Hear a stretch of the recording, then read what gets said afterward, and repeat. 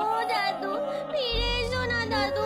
তুমি না থাকলে আমাদের কে গল্প বলবে, কে ভালোবাসবে? উঠে পড়ো না রে দাদু, উঠে পড়ো না। মাঠে গিয়ে খেলে আসি।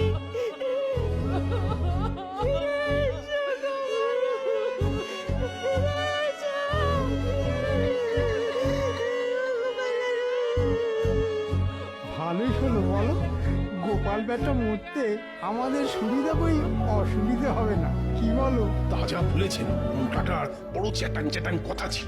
বচনে বচনে পুড়িয়ে মারতো একেবারে। শুধু মহারাজের চোখের মণি ছিল বলে কিচ্ছু বলা যেত না। মণি তো এখন ফুস হয়ে গেল, কি করবেন এখন মহারাজ? হ্যাঁ